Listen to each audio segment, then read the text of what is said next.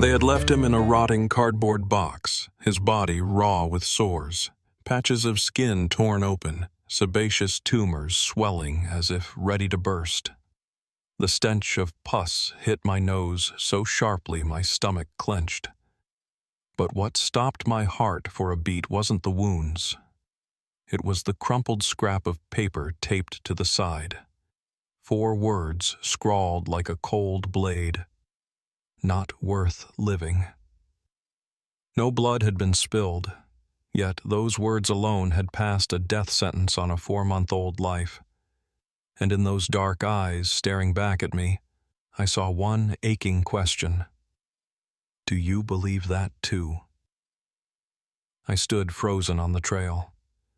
The morning wind cut against my face, but that chill was nothing compared to the cold spreading inside me.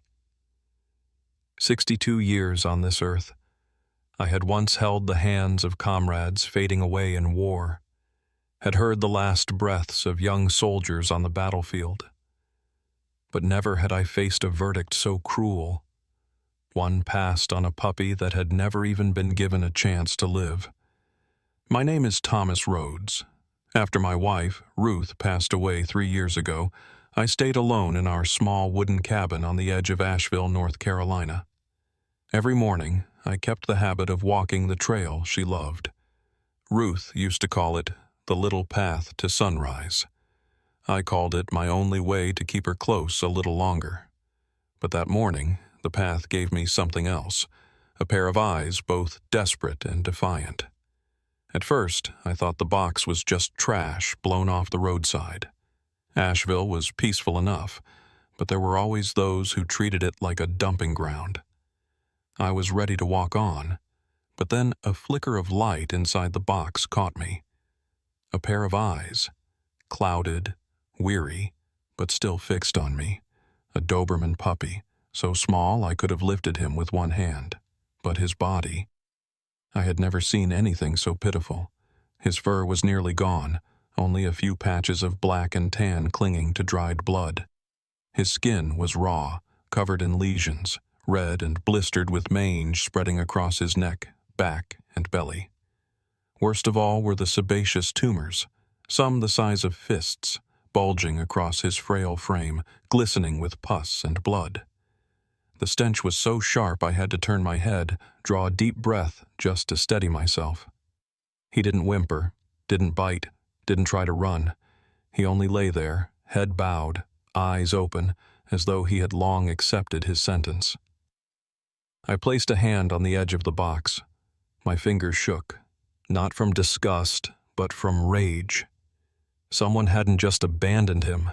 They had wanted him dead, and they had written it out, making sure the world knew they believed he wasn't worth living. In that moment, I felt like a cord that had been pulled tight for years had finally snapped. A heat, sharp and painful, surged in my chest. I don't know when I knelt down. I don't know why my hands trembled as I slid them under the damp cardboard. I only remember one thing clearly. For the first time in years, I felt afraid, not of death, but of the thought that someone had convinced this little soul he shouldn't exist. I slid my arms beneath him, lifted him up. He was so light it startled me. Nothing but skin, bone, and tumors swollen like rotten fruit. He didn't resist. He didn't make a sound. That tiny body lay limp in my arms, as though he had learned people only picked him up to throw him away somewhere else. I pulled my old army coat around him. The smell of pus, rot, and dead skin seeped through the fabric, but I pressed him close against my chest. My steps quickened, then broke into a near run toward the old pickup at the end of the road. In my head, only one question pounded over and over like a battlefield drum. Doesn't anyone truly believe he deserves to live? The engine roared, and I knew there was no turning back. I was holding a life the world had already thrown away, and if I let him slip from my arms now, then I no longer have any reason to keep walking my own path. The old pickup groaned along the narrow road into town. My hands gripped the wheel, but my mind was nowhere near it. On the seat beside me, the puppy lay curled inside my coat. He didn't cry, didn't move, only breathed in thin, paper-like rasps. Every time the tires hit a pothole, I feared he would stop breathing right there in my arms. Back in the service, I had witnessed horrors, bodies torn apart, cries for help swallowed into silence. Yet what I held now choked me more than all of that. A small life, never given a chance to live, is already sentenced as not worth existing. I pressed harder on the gas. My only goal was the little veterinary clinic tucked behind the old gas station. That was where Ruth's old friend, Dr. Eleanor Rhodes, still worked. She had cared for our last dog before Ruth passed. I didn't know if she still took patients, but it was the only hope I had. When I pushed the door open, the smell of antiseptic and the cries of caged cats filled the air. Eleanor looked up from her desk, and for a moment, her face froze.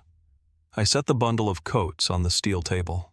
The fabric fell away, revealing a body riddled with sores, covered in tumors, chest rising with the faintest breath. "Oh, Lord, Thomas."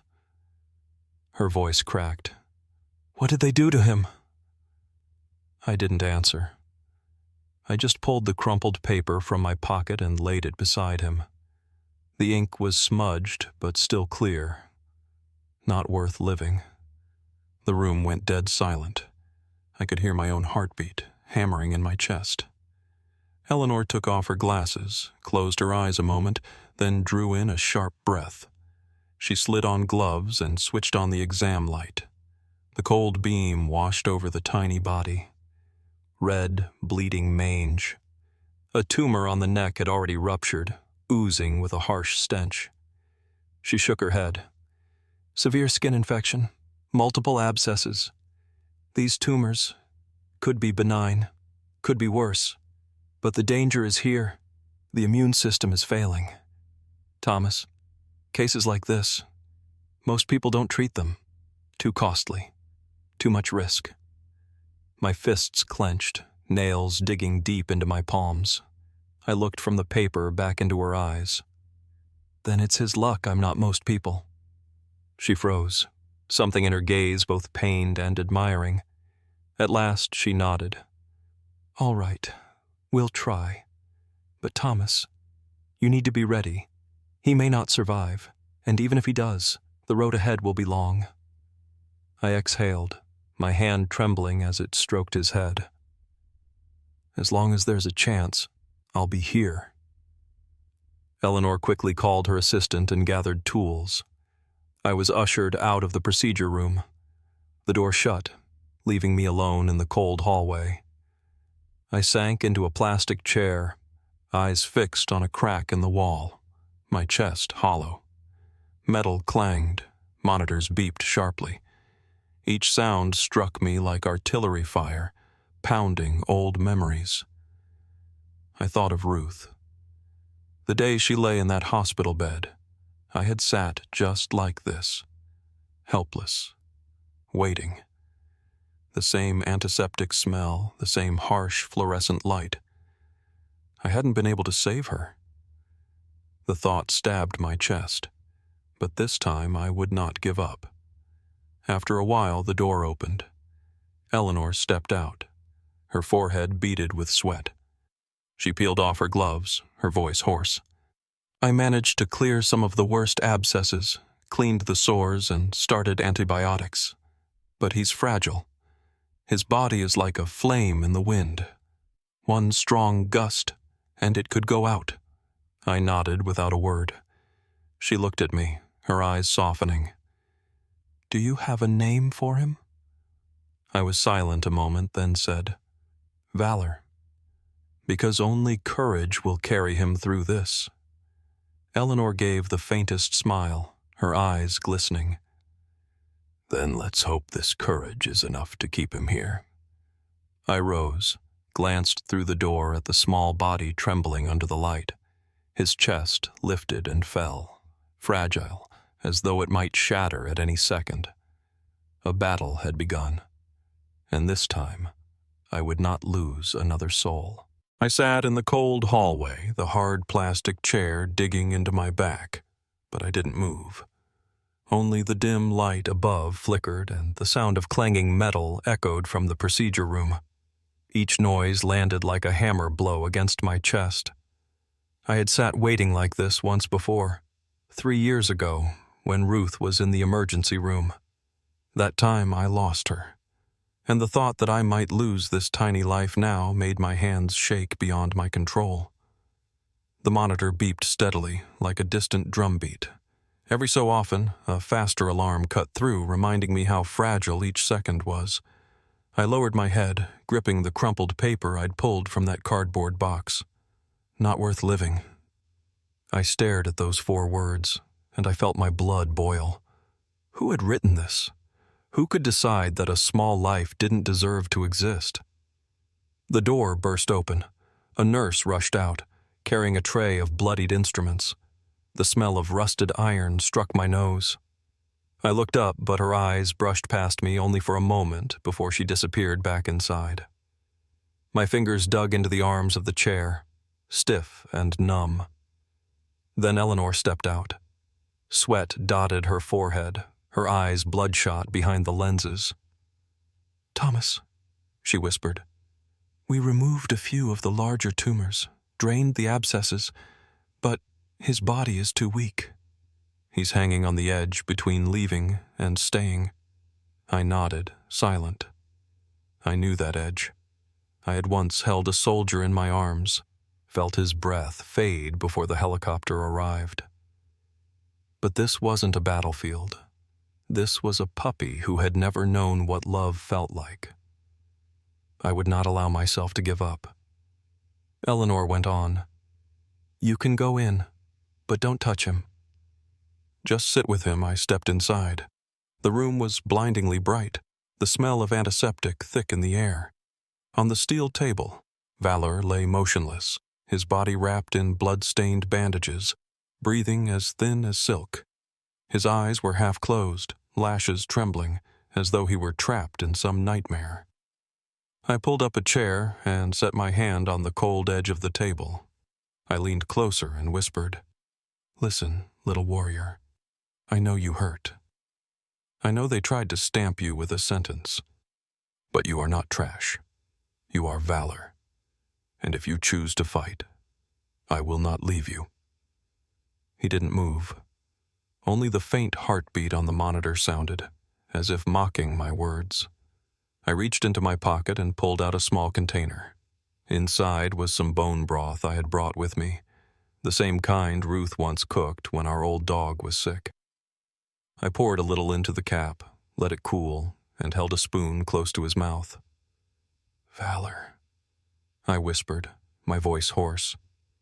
"If you can hear me, give me one sign. A lick, a stronger breath, anything. Don't let them be right." Time stalled. A minute passed, then another. My hand shook from holding the spoon steady, but I didn't lower it.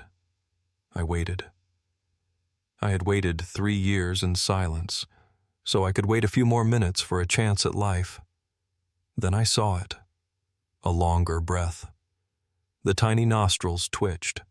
A dry, cracked tongue slipped out and brushed against the spoon. One lick. Weak, but real. Tears spilled down my face, falling onto the edge of the steel table. I bit my lip until it bled, just to keep from sobbing out loud. I had heard hundreds of last words, but I had never been undone by something so small. Just one lick, but it was a declaration. I want to live. I turned and saw Eleanor standing in the doorway. Her hand covered her mouth, her shoulders trembling. "Thomas," she whispered, "you just witnessed something medicine will never explain." He chose life. I didn't answer. I only knelt beside him, clutching the edge of the coat that wrapped his fragile body. In that moment I knew the battle was no longer his alone. It was ours. And I swore I would never abandon Valor again. From the night Valor licked that spoon of bone broth, everything changed. Not quickly, not dramatically like in the movies, but slowly, so fragile that one missed breath could have erased it all. Yet for me, it was the first light switched on in the darkness. I began going to the clinic every morning, arriving before Eleanor even unlocked the door. I sat on the old plastic chair beside the steel kennel, bringing the book Ruth once read to our old dog during his last days. My voice was rough now, breaking in places, but I still read. I didn't know if Valor understood, but I believed that steady presence would tell him, this time, no one would walk away from him again. The first day, he only lay still, eyes half closed, breathing heavy. On the second day, when I reached Ruth's favorite passage, I saw one ear twitch. On the third, I set a spoon of thin porridge near his mouth, not calling, not urging. I only whispered, "If you still want to fight, this is yours." I stayed patient until my arm went numb from holding the position. And then, just like before, that little tongue slipped out and touched the spoon. Once. Twice. My throat tightened, and the tears came faster than I could stop them. Eleanor stood behind me, watching in silence. "Thomas," she whispered, "you've done what medicine cannot." "You gave him a reason to eat." I nodded, never looking away from Valor. In his eyes, I no longer saw emptiness. Instead, I saw a spark, faint but real. Day by day, we repeated that rhythm. I read aloud, told him stories about my years in the service, about Ruth, about our dog Charlie, who slept at the foot of our bed through 14 winters. I didn't speak for him to grasp every word, but to feel that he wasn't alone. Once I grew too tired and drifted off, head resting on the book. When I woke, I felt a slight weight across my wrist. Valor had moved, pressing his tiny chin onto my hand. I didn't dare move. I just sat, listening to that fragile but steady breath against my skin. My tears fell onto my arm, but I didn't wipe them away. Because I knew. This was the first time he had chosen to trust someone. To trust that this hand wouldn't hurt him, wouldn't discard him, wouldn't write another sentence over his life. In the days that followed, Valor began keeping his eyes open longer, lifting his head when he heard my voice. One morning, when I brought small pieces of boiled chicken, he no longer turned away. I sat on the floor, laid a bit in my open palm. At first, he only looked, then looked at me, cautious, questioning. I stayed silent, patient. At last, his little tongue reached out, licking each morsel from my hand. I laughed, a hoarse, broken sound, but for the first time in years, my heart felt lighter. Eleanor walked in and froze at the sight. "Thomas, you're giving him something no one else can, the feeling that he's allowed to exist." I nodded, keeping my hand open until Valor licked it clean. "He's not just existing, Eleanor. He's learning how to live again." When night fell, I no longer rushed home. I stayed longer, sitting under the harsh clinic light, listening to Valor's breath grow steadier. Sometimes I drifted to sleep in the chair, but whenever I woke, I found him closer, curled near the steel mesh, as if trying to close the distance between us. A week passed. The sores began to dry and the bandages grew thinner. Valor was still thin, but his eyes now carried something new, no longer surrender, but resolve. One evening, when I laid my hand against the cage, he moved forward, rested his muzzle fully on my palm, then let out a deep sigh, as if setting down a burden. I sat there, my chest tight with emotion. My voice trembled as I whispered, "You're not alone anymore, Valor." From now on, we walked together. 2 weeks passed. The sores on Valor's body had begun to dry, and the bleeding stopped, leaving only pink patches wrinkled like new skin pulling over scars. The largest tumor had been removed, the incision neatly bandaged, and around it a few tufts of fur were starting to grow back. He was still thin, ribs showing, but his eyes were different now. No longer empty, brighter, questioning, wary, but no longer desperate. Every day when I came, he tried to inch closer to the edge of the kennel. Sometimes, when I opened the door to change his blanket, he no longer shrank back. He simply waited, watching every movement. One morning, Eleanor unwrapped his bandages, studied him carefully, then said, "Thomas, he's progressing beyond what I expected. I think it's time he needs somewhere quieter." A home. I looked at Valor, saw his small tail tremble, and gave a faint wag. My chest tightened. She was right. He didn't belong in this cold cage anymore. He needed a place to learn how to live again. And I knew the only place for that was the old cabin where I had lived alone for the past 3 years. That afternoon, I wrapped Valor in a thick blanket and laid him on the passenger seat of my pickup. He didn't sleep, didn't fidget.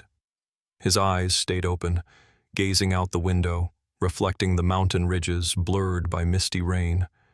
Every so often, I reached across and touched his head. He didn't pull away, only blinked as if in silent acceptance.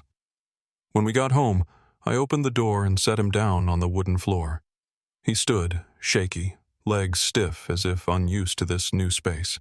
His eyes roamed over the 4 walls, the old sofa, the small kitchen, and finally, back to me. No bark, no rush of steps. He simply sought the darkest corner, under the wooden table where Ruth used to sit and write in her journal, and crawled beneath it. I didn't pull him out. I understood. After everything, the dark was the only safety he knew. I set a small bed beside the table, placed a bowl of water and food just outside, and lit the fire in the stove. I lay on the sofa, only a few steps away, pretending to watch TV, waiting with patience. That first night, I hardly slept. Around 2 in the morning, I heard a faint scratching, then heavy, uneven breaths. I knew he was caught in a nightmare. I sat up, knelt down, slid my hand under the table, palm open, no words. Minutes passed. Then I felt it. A trembling touch, a wet, cold nose. Then a hesitant lick. Tears fell onto the wooden floor. I kept my hand there until he rested his chin on it and drifted back to sleep. The next morning, when sunlight spilled through the window, I saw Valor step out of the shadows, slowly making his way toward the sofa where I lay. He didn't bark, just stood there, watching me. I kept my eyes closed, pretending not to notice, giving him the choice. And then he climbed softly onto the sofa, curled up, and lay his head against my leg. I didn't dare move.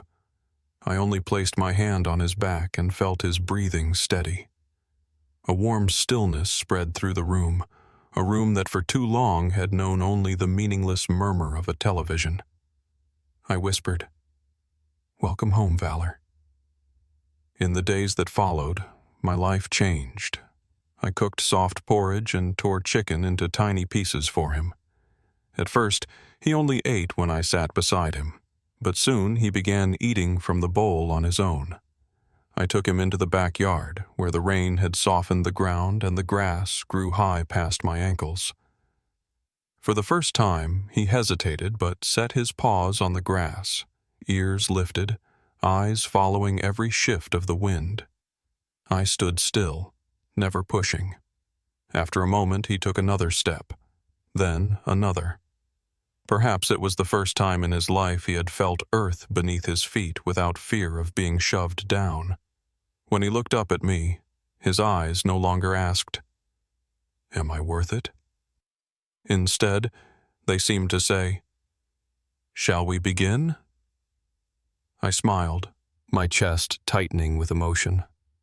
I knew then a new chapter had opened, for him and for me. A few weeks after bringing Valor home, my cabin was no longer silent the way it used to be. Small sounds, ordinary to most, had become proof of life. The scratch of nails on the wooden floor, the clink of a food bowl against the table, and sometimes the deep sigh of a puppy shedding a little more of his past. Valor began to eat more. The smaller tumors slowly shrank under the medicine. The mange closed over, leaving pink patches like scars drawing tight. New fur sprouted, sleek, darker, softer.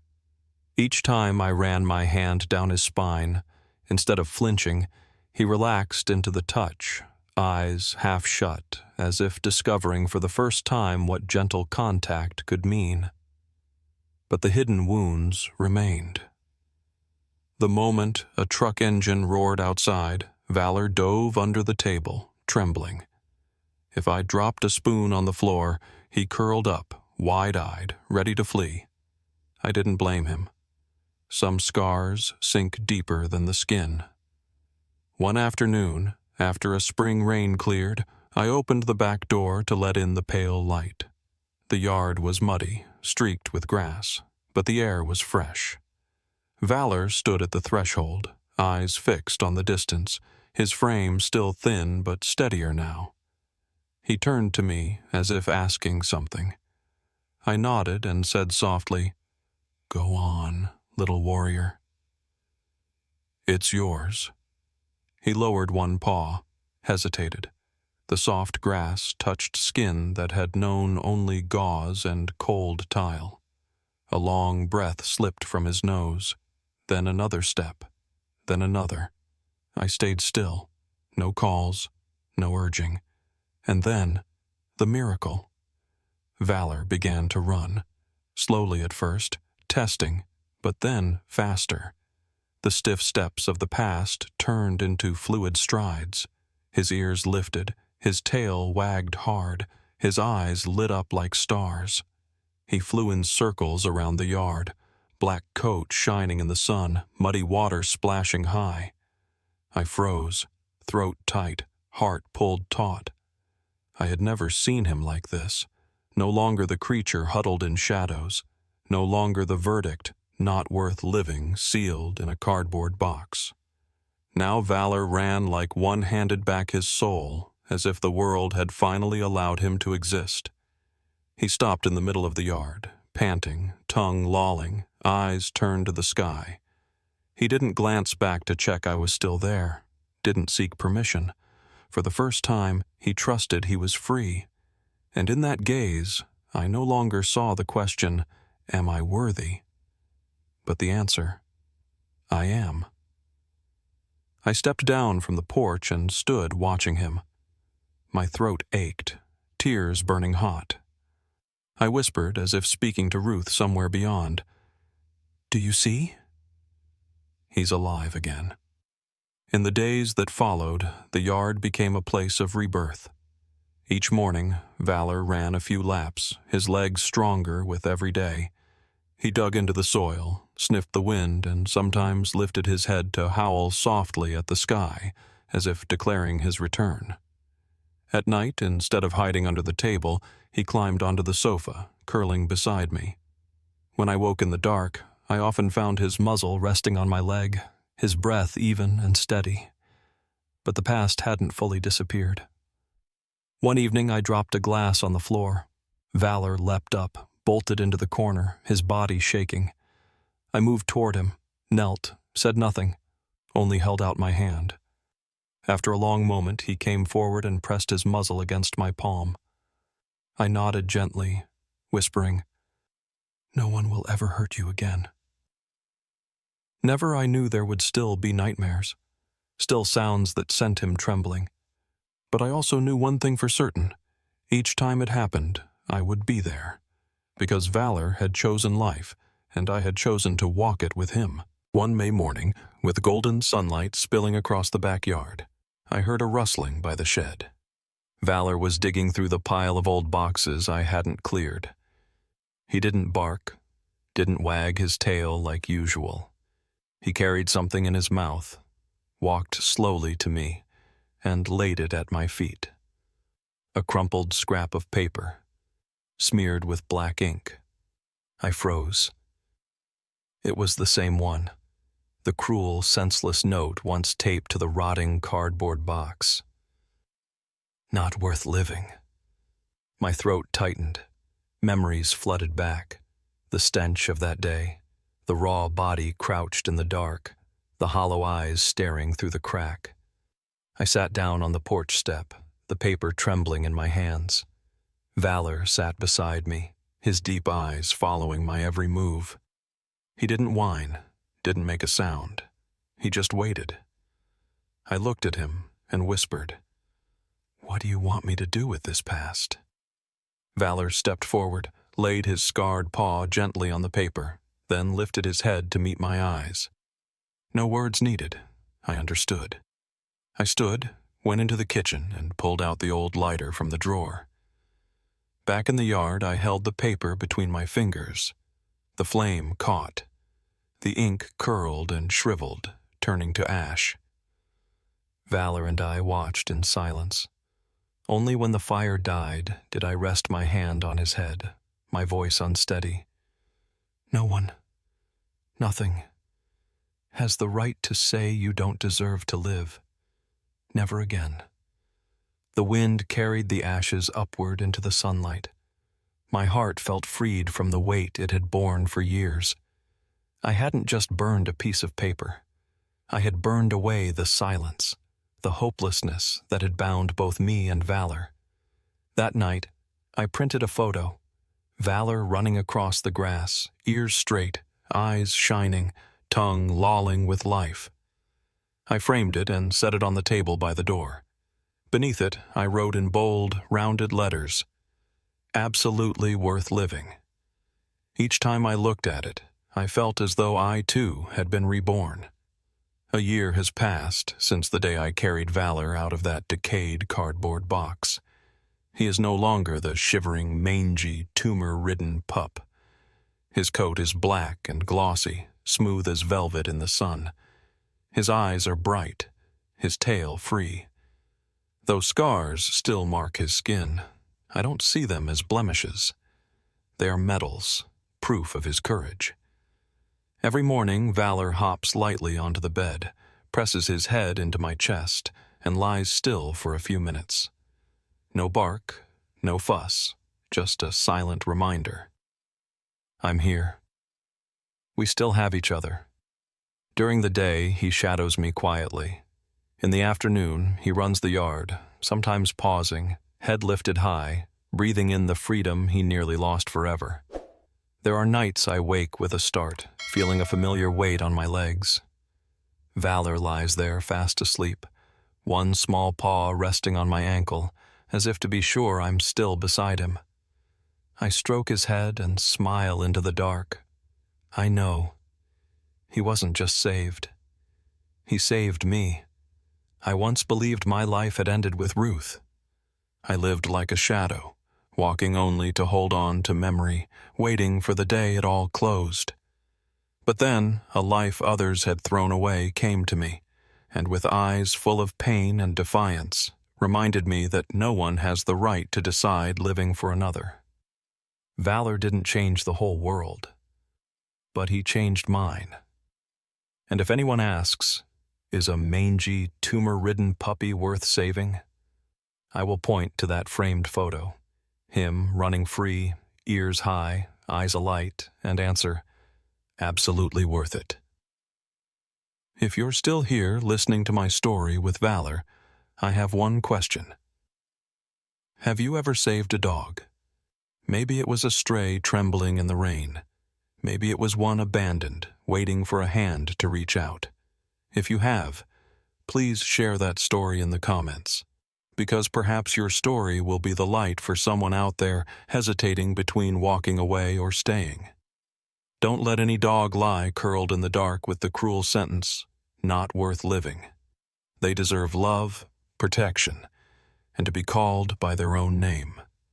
If you believe that, if this story has touched your heart, please subscribe to the channel, so together we can spread more second chances for forgotten lives. We may not change the whole world, but we can change the whole world of a dog. And sometimes, they are the very ones who save the world inside us.